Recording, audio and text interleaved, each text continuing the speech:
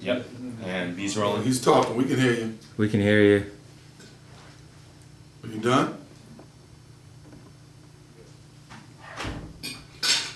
Okay, you got forks and stuff's got to stop. Are you ready? Yeah. Well, the racial thing really bothered me. Still to this day it bothers me because I was raised in San Francisco, a very diverse city racially. And my mother always raised us that you judge people by their character and what they have to offer and their contributions and not by the color of their skin. So to find myself in the middle of it, it still disturbs me. Even though I, for the most part, is normal, I blame the media for it because it was the media that focused on it almost immediately. I mean, even when they start talking about how many blacks and how many whites were on the jury, obviously it wasn't an all-black jury, but when they start counting who was on the jury and who was in the jury pool, and to some extent I blame the prosecution because they brought a guy who admitted to the police psychologist that he had some racial feelings, Mark Furman. I mean, he told the police department this years earlier, his feeling towards minorities, and instead of letting him retire, which he was trying to do, or take a medical leave, they promoted him. So, and then when Marshall was warned about his racial attitudes by another top police department executive, she totally ignored it. So, you know, I'm the least racist person in the world. You know, I like everybody. It doesn't matter what color they are.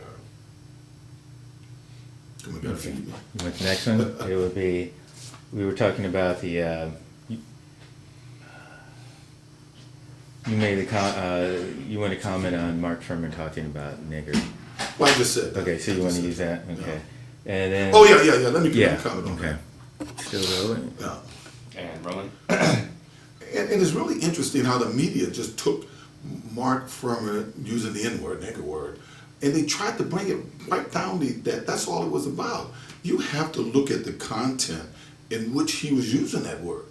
You know, about what he would do if he found a black man with a white woman, and even if he didn't have evidence, he would create evidence, which he did. You know, it's the content of what this guy said, more than just using the word. I mean, I've said over and over and over that if he was a Nazi, and we had evidence that he did put a swastika on his partner's locker once because he married a Jewish person, but if he was a noted Nazi, and I was a Jewish defendant, the Jewish community would be up in arms. You know, they wouldn't call it playing a race card. Not at all. Okay. And we talk about, do you want to get into the McMartin? Yeah, oh yeah, I do. Okay. Hold on. Now, where was that in the piece? Oh, the media. Yeah. Okay, still rolling. Okay. It's like in my case, you know, the media had the story they were going to tell. You know, we're all shocked by the coverage at the end of each day. It reminded me a lot of the McMartin case. You know, I didn't follow the case, and like most Americans who claim they watched the case, they didn't. You know, the people that I know who are in the hospitals and stuff who write me saying they were in the hospital for the whole time and they watched most of the case, they agree with the verdict of the jury. It's the people, probably your more successful people, who was at work all day and they came home and got the coverage of what happened, of course, from Geraldo and these snippets from the news. They're the ones that were misled, and they're the most vehement today about my guilt. I felt the same way about the McMartin, which was the OJ case before the OJ case, I guess. I thought they were guilty of sin, 100 and something charges against them. I think everybody in LA, 9 out of 10 people thought they were guilty of sin. And I got my information, like most of LA did, from snippets at the end of the day. Because I was like most people, I was busy during the day. I couldn't sit down and watch this entire trial. Well, it turns out they didn't get convicted on nothing at all. They were totally innocent. And I do blame the media, because the media is supposed to be the watchdogs of the system. Instead of becoming bedfellows with the prosecution in the McMartin case, and I also believe in my case, they were just looking for the easy story. Whatever the prosecution leaked to them, they ran with, and it turned out that, you know, the McMartins, just like myself, was totally innocent because we were innocent. So Did then, that make sense, or did I go too long on I think we can probably edit it, but Yeah. like the first like minute that you said Yeah. about it, I thought was really good. Unless you want to just try it again. it? Yeah, you want to do it? Yeah. Okay. Hold on one second. And I'm rolling. 3, 2, 1. Yeah, the way the media covered the trials at the end of the day was shocking to us when we would see the media coverage, and most people got their information from the media at the end of the day. They didn't watch the entire trial. Only people who were bedridden in hospitals who I get letters from, they agreed with the verdict of the jury because they saw the whole trial. But I thought the McMartins was guilty of sin because I followed the media. Turns out that they weren't guilty of any of the 117 or so counts that was lodged against them.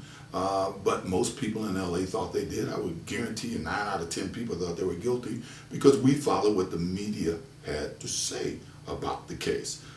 I find that they let us down, the media, in my trial, in many of these high-profile trials, because they're supposed to be the watchdogs of the system. They are not supposed to be out there trying to convict people. They're supposed to be making sure our forefathers gave them a certain autonomy so that they would watch the system to see if it works. Unfortunately, they're so ratings, money, they want to get the latest rumor, the hottest story, and more than not, they're in bed with the prosecution instead of watching them to see that they're doing their jobs properly. That was much better.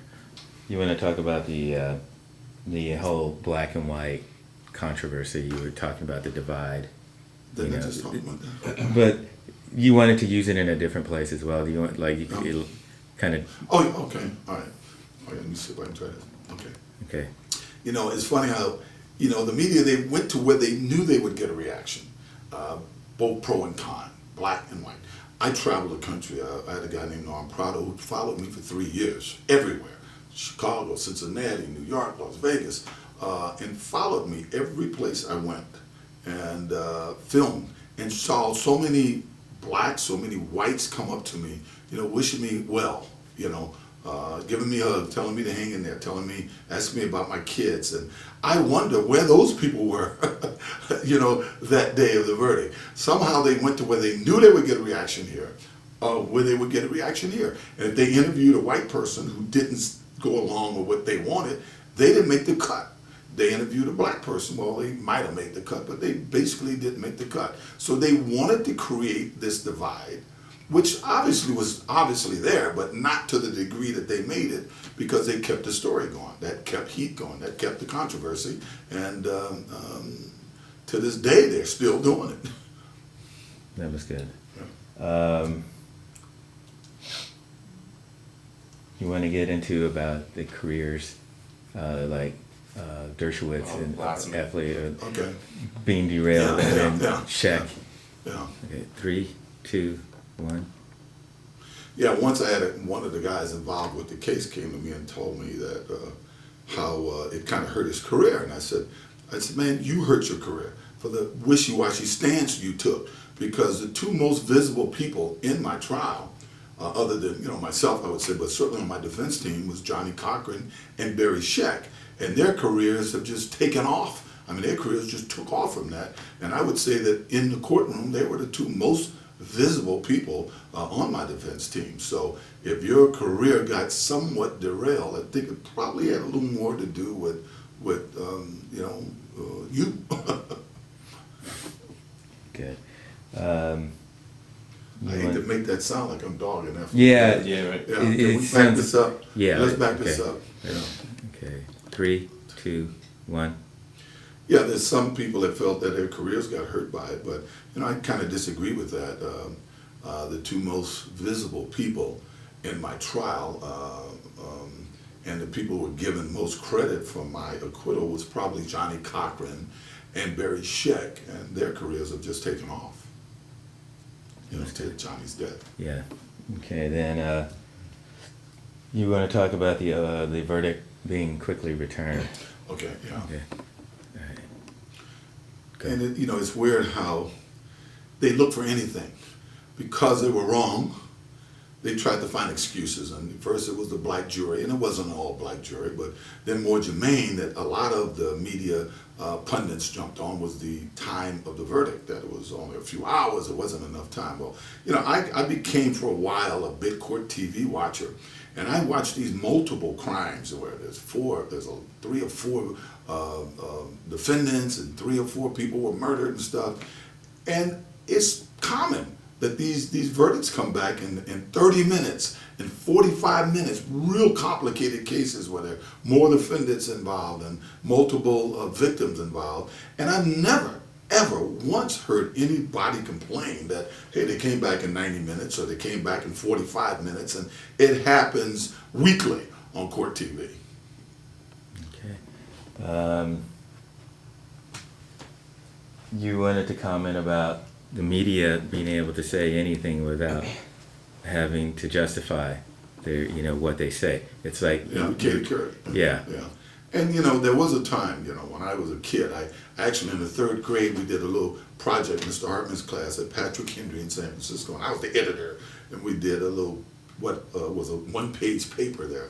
And the one thing he kept teaching us was, you know, who, what, where, why, and when, you know, but it was also, you had to corroborate it.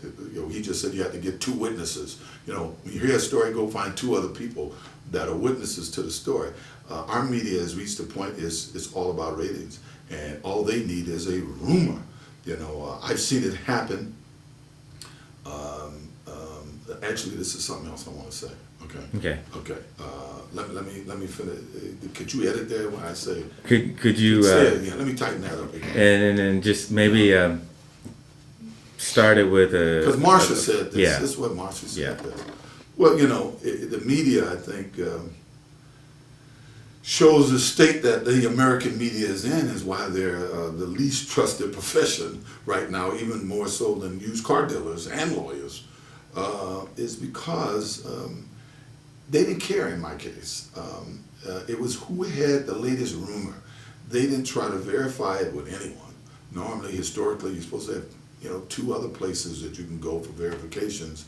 It didn't care. If it was a good rumor, they ran with it, no matter what it was. And that's why the public got so confused and so lost about so many of the facts in my case, facts that today they still believe.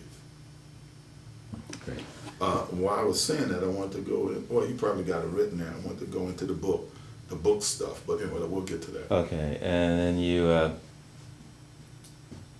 wanted to talk about Dershowitz, about him telling you to stay low like Von Bulow. Yeah. 3, 2, 1.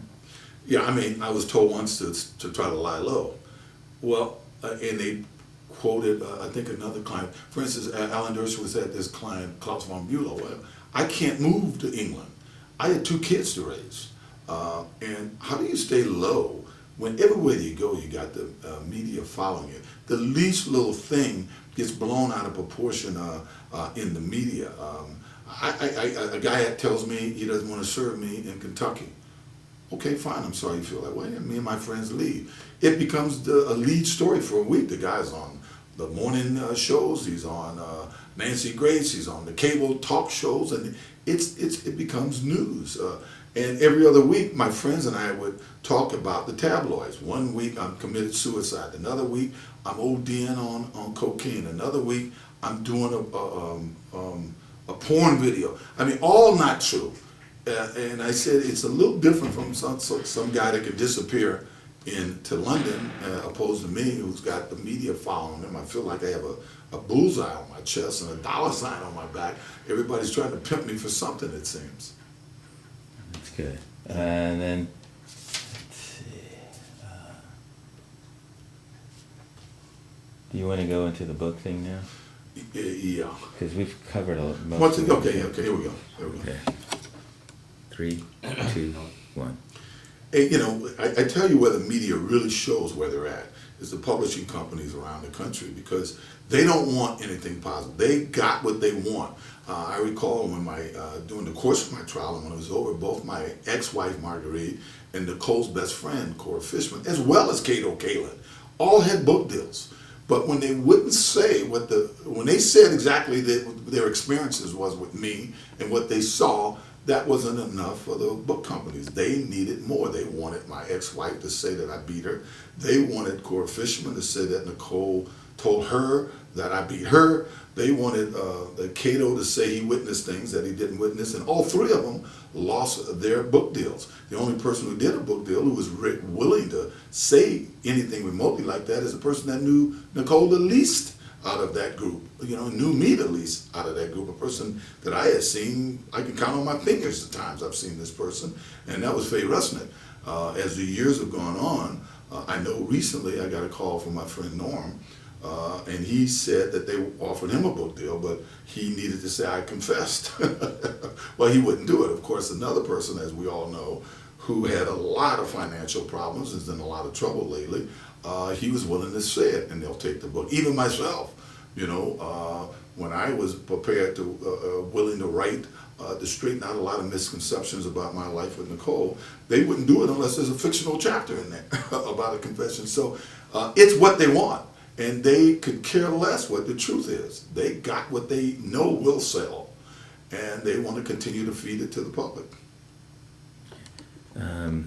You were talking about we wanted to maybe do a new ending, Hold on one second. Okay, how does the ending, where's the Well, ending? what you say right now is just like, a lot of people felt I was guilty, and I realized they have a problem, Yeah. Okay. so. Yeah. Okay. I have to live with the fact that there are people out there that think I did this horrible thing, which I didn't. I do realize that many of them who make that known to me in the public, it really has nothing to do with me. They're pissed off anyway about whatever, and I'm an easy target for it, and I got to live with that. I've tried to handle it with some dignity. I normally will just say, I'm sorry you feel that way. My mother told me early on that my kids are going to reflect me.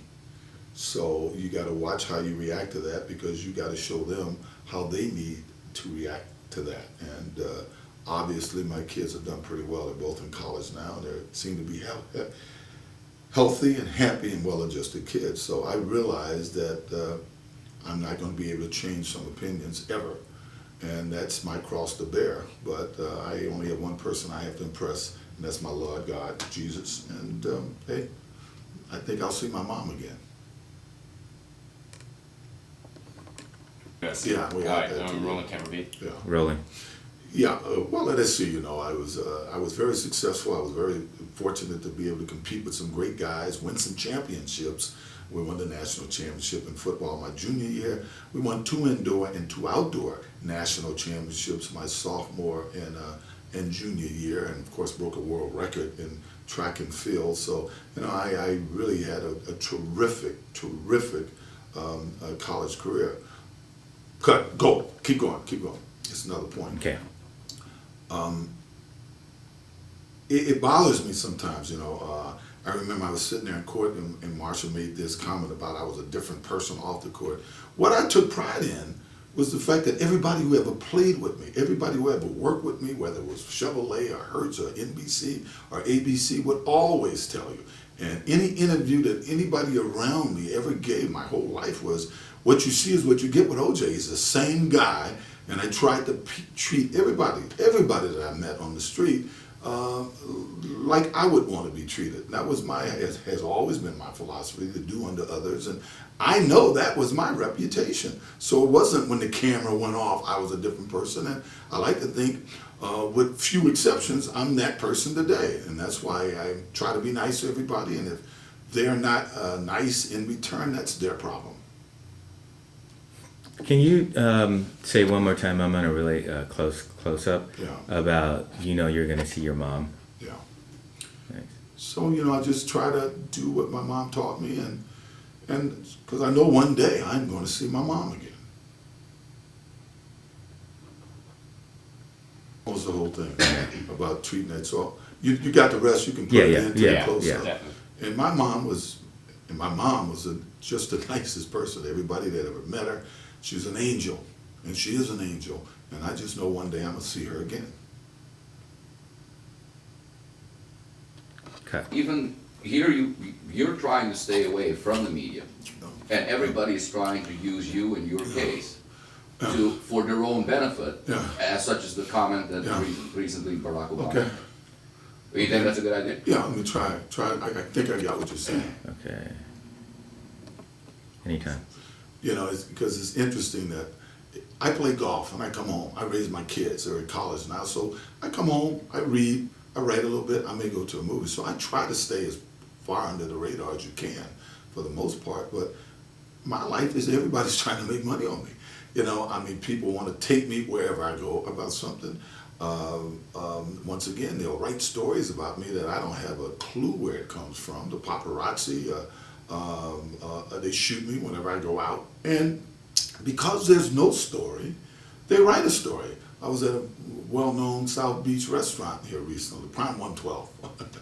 And I know the owner, Miles, and we had a perfectly nice night. And later in that week, I see him again, and he says, "Did you see that story in the tabloids and something about Mark's brother confronted you and people got out of the restaurant and left?" I mean, it's crazy. I mean, nobody signs more autographs or take more pictures than I do when I go out in the public, and very rarely do I get any real negative response. But if it's not there, they will create it. And I think my recent escapades shows that from day one, everybody's trying to tape me, everybody's trying to film me, everybody's trying to put me in certain situations, and they're all trying to benefit from it. All I want to do is just do what I've been doing. Let me hang out with my family and play a little golf, and basically you can leave me alone. Okay. One of the things on race is that how race often is used Yeah. in the media Yeah. specifically, and Yeah. how 12 years ago there was a nation divide between whites Yeah. and blacks, even though he is black and he believes of your guilt. Well, I saw him on TV mention me, like you said, but I didn't hear him say he believed in my guilt. I didn't He hear that mentioned portion. that he thought you were guilty back then, and I remember AJ, somebody says, what the hell does it have to do with the politics war? You know, And that's my point, That's- how they're trying that to was totally use out of you. place. Yeah, And- well, I don't want to get into Barack Obama. Okay. Yeah, well, I to don't respond want to that. I don't want to point it out to anybody that hadn't seen Right, it. right, Yeah, right. but I don't want to use that. I still feel I can clean that up a little bit. Yeah. What was the subject again? I'm sorry. How when there is no story, they'll make a story, Oh, yeah, even yeah, though there isn't. Yeah. Rolling. Yeah, I mean, it's in my life. I'm obviously, I think everybody broke records for profits. I've had paparazzi and guys come up to me now and they give me free pictures and stuff because they said they paid off their boat or they paid off their mortgage during the trial back then. But no matter what I do, they seem to want me in the media, no matter what it is. A guy could follow me and blow his horn at me and tailgate me, and then I'll get prosecuted. And I can be 3 witnesses against 1, it doesn't matter. People could, I would watch the guys tease me, my golf buddies and stuff tease me about the tabloids. And, okay, Juice, on Thursday, let's go see what you've been doing now, right? They just create these stories, you know. I'm ODing one week, or I've done a porn video another week, or I tried to commit suicide. I mean, I couldn't stay out of the media if I tried. I mean, I could literally go into a seminary and there would be tales about what I did on South Beach. When I first moved to Miami, I think I went to South Beach twice for lunch in a year. Yet there were always stories about me at nightclubs in South Beach. So the media, for whatever reason, seem to feel they need OJ stories, and they're going to keep it going. We'll see real soon how they take what was something as simple as cursing some guys out, and it's going to be the big news for unfortunately maybe weeks or months. Okay. Rolling? Okay. Rolling. Despite the fact that cameras in the courtroom really helped me as far as the trial is concerned, because so many women out there who saw Furman recognized him and kind of touted everybody on the defense team and the prosecution about his racial bigotry. I'm not truly for cameras in the courtroom. I think a camera should be on the jury box. If you can watch the witnesses and maybe the lawyers, that's it. I do not believe, oh, I'm sorry. You said the camera on the jury box, you meant Oh, I'm the sorry. camera Okay, on let the me start witness over. box. Let me Yeah. start over again. All right, ready? Yep. Go. Take two. I'm still a little mixed about cameras in the courtroom. It helped me because of the people who saw Furman early on. We got calls from 3 or 4 different women who had dated him or whatever and knew and informed us about his racial bigotry. But if you can keep the camera on the witness stand, and maybe the lawyers, to me there's a place for cameras in the courtroom. But the minute you start showing the audience families of the victims or the and their reactions to verdict, it becomes a reality TV. And to me, it's all about profit in reality TV then. It's not about emotions get involved, and they tell you over and over and over, you got to rely on the facts in the courtroom, not the emotions that are going on there. I'm gonna continue saying something just in case you want to lose it or not. You know, I gave explicit orders to my family and to my lawyers there'd be no celebration. 2 people were murdered, and the murder was still out there. So if I were to win, I didn't want any celebration. So you didn't see a lot of emotion from my family, no cheering and stuff, and you didn't see that even from my lawyers. I see the footage often of Kim and Mr. Goldman, and you can't help but feel sad for them. You can't help it. But to me, that's no place for that in a courtroom. I don't think the camera should be looking at the audience in the courtroom, because it changes. The verdict should stand on itself, and it changes what Babylon. I should stay off the Goldmans and them. Other than, let me just say, I mean, how can you not feel bad for them when you see that? But I purposely made sure that my family and my lawyers didn't celebrate because there was still 2 murdered people here. Also, we wanted to talk about how they kept you up every 15 minutes. Oh, yeah. Oh yeah. Oh, wait, if you don't mind, you may want to add to that by saying the 2 people that have been murdered here, one who I happen to have loved Okay. tremendously. Right. You know what I'm saying? It adds Yeah. humanity to it. Yeah. Yeah. Rolling. Yeah, and let's not forget there was 2 people murdered here, and one was a person I will always love. She was the mother of my kids, and there was no place for any celebration. I didn't feel. Okay, you said we were gonna Yeah, say how they kept you up every 15 15 minutes. minutes. So you can kind of voice over that. Yeah, it's interesting how I was in prison. I was okay. So I had been incarcerated a few days before I had to go to court, and for whatever reason, the night before I had to go to court, they had me on the suicide watch, and they woke me up every 15 minutes. I mean, from 10 o'clock at night to 6 or so in the morning, every 15 minutes. If I happen to fall asleep, they turn the lights on, they rattled the door to get me to react to them. And I remember going to court telling my lawyer, they've done everything to make me look like crap coming into this courtroom. You never. Wait, this is before. This What? is the You first. never mentioned the reason why.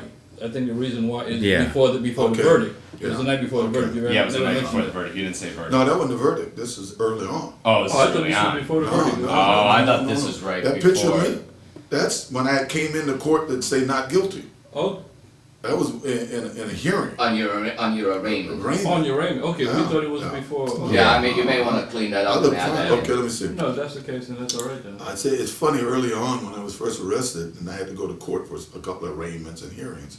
One night before I had to go to court, for whatever reason, they had me on a suicide watch and they woke me up every 15 minutes.